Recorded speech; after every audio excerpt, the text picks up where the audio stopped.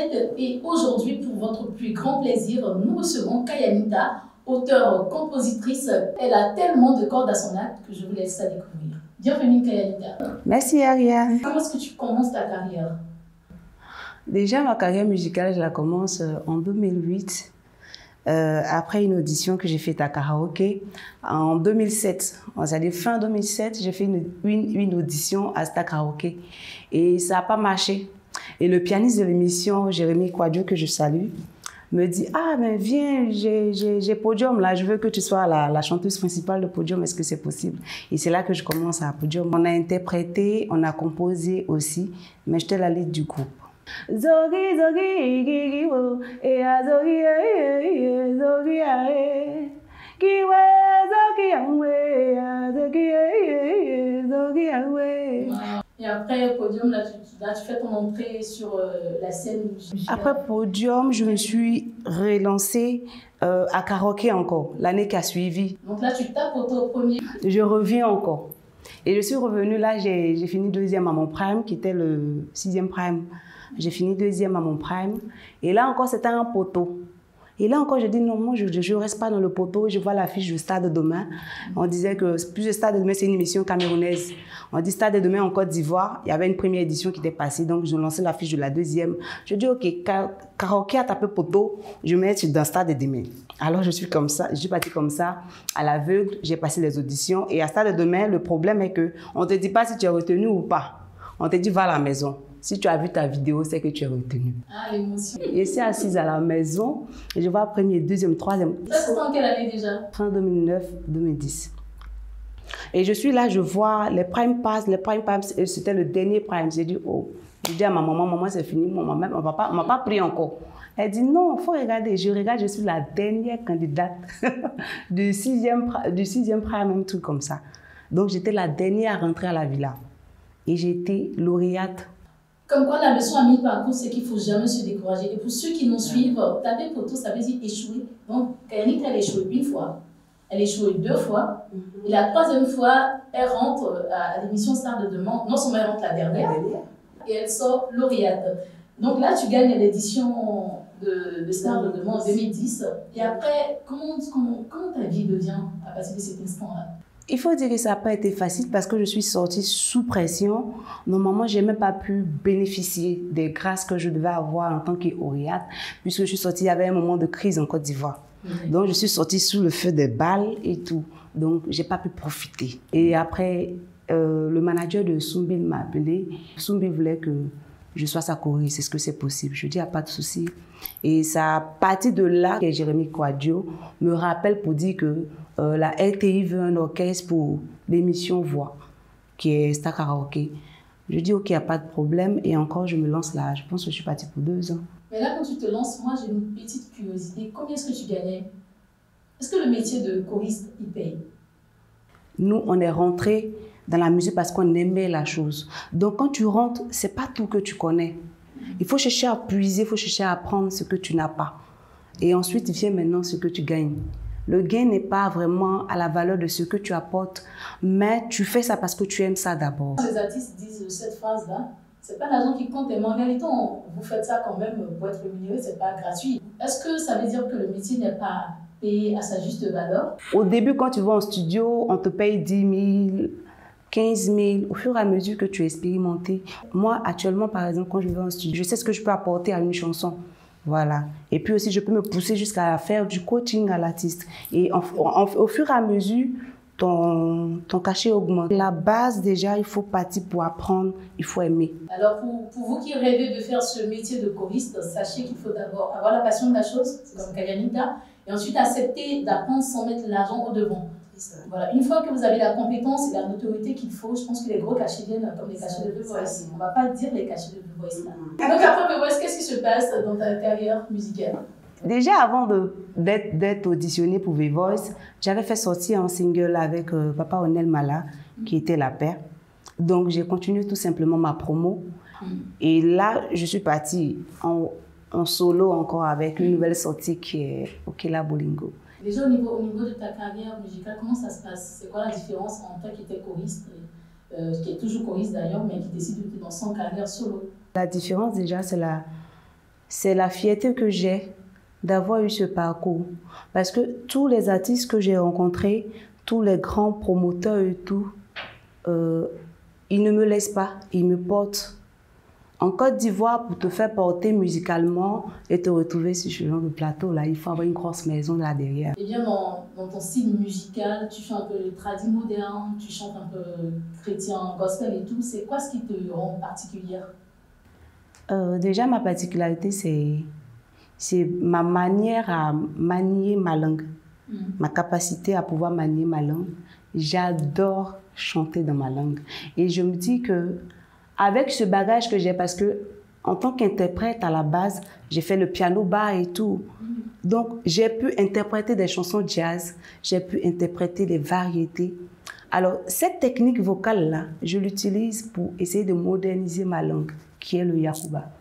Parlant de ta langue Yakuba, moi je me dis, pourquoi est-ce que tu te fais appeler Kayani? Kayani. Non, déjà, Kayi, c'est mon nom qu'on m'appelle au village. Ça veut dire Téné. Et Anita, qui veut dire grâce. Donc, j'ai fait coller les deux. Ça fait Téné la grâce. Chante une chanson Yakuba qui va nous toucher. Là. Zago mama yo, zago mama yo, zago mama yo, zago mama yo, zago mama yo. Zere wa wa wa wa wa wa wa wa wa go. Oh aibo, ido kayere no subo. Yamba ido dangubo. Yeah hey, aro dangubo baningusa. Zugegenge yawe giyo. Ah ben voilà. Donc, tu maîtrises le Yakuba, là. On est dans le terroir. Alors, au niveau de tes chansons, quelles sont les chansons qui ont excellé et qui t'ont démarqué sur la scène musicale ivoirienne? Déjà, la chanson qui est en train de me faire dire merci à Dieu, c'est Okela Bolingo. Mais la chanson que j'ai été fière de faire sortir, c'était le featuring avec Papa Onel Mala. Parce que j'étais très fière de me retrouver sur une même chanson avec quelqu'un qui a bercé mon enfance en fait. Dans mon enfance, j'ai tellement rêvé de le voir. Et aujourd'hui, le voir faire un feat avec moi sur la même affiche, c'était une très grande fierté pour moi. Aujourd'hui, tu chantes pour Okela Bolingo, tu fais un peu comme José Datou qui était aussi choriste, après avec Carole qui aujourd'hui qui chante pour elle. Est-ce qu'au niveau de votre secteur, de votre domaine, il n'y a pas un peu de concurrence dans le milieu? Parce qu'on dit qu'entre les femmes, c'est un peu tranchant quand même. Bon, tout le monde me connaissent. Tout le monde me connaissent. Voilà les maîtres de Kayanita. Non, moi, je ne rentre pas dedans. Moi, je ne suis pas dedans. Je ris avec tout le monde. Tu fais Jean, je fais Jean.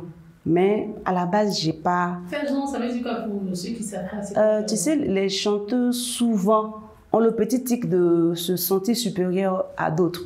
Donc, quand tu les vois souvent dans la rue, tu veux être sympa. Oh, et puis elle se soulève. Ma soeur te fait. Voilà. Donc, quand tu te soulèves, je te dépose. Quel conseil tu donnerais aux nouvelles artistes qui entrent dans le milieu comme toi, vu que toi, tu connais un peu la chaîne quand même? Le conseil que je peux leur donner déjà, c'est d'aimer le métier. Parce que c'est quand tu aimes que tu endosses beaucoup.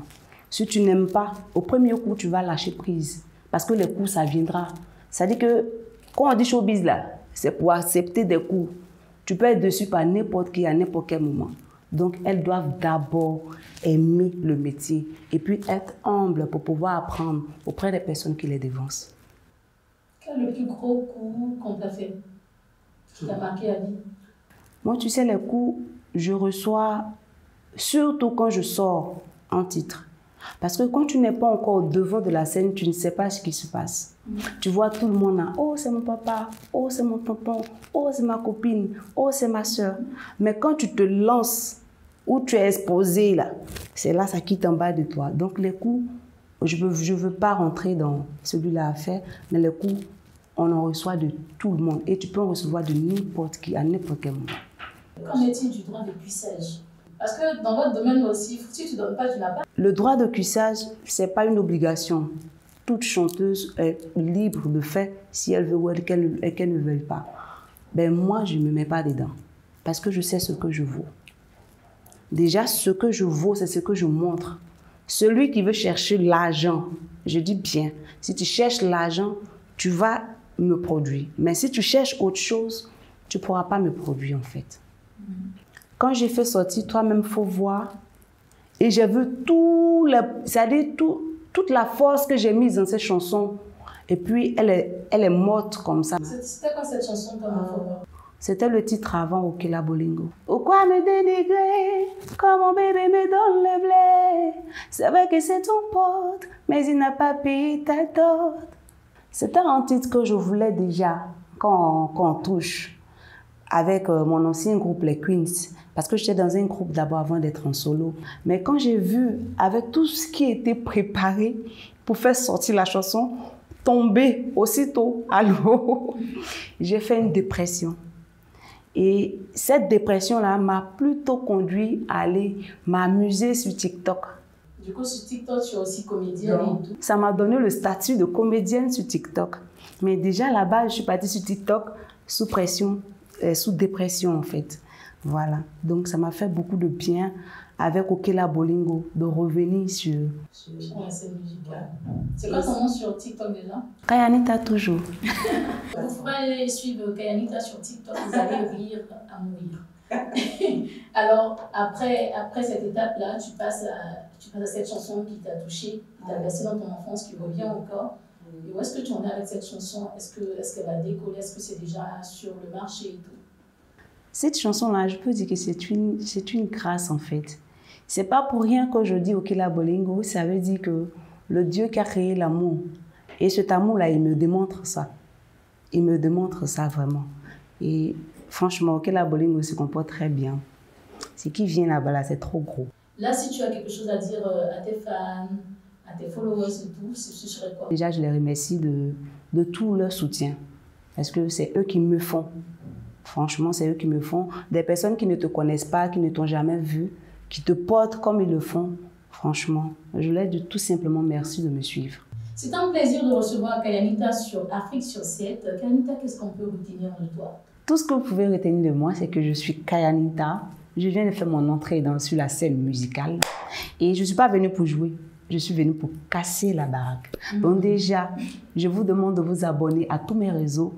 Insta, TikTok, Facebook, YouTube. Quand je t'ai maladé dans la détresse, oh, je me t'ai juré de ne jamais le louer l'agneau. Quelle mouche qui m'a piqué.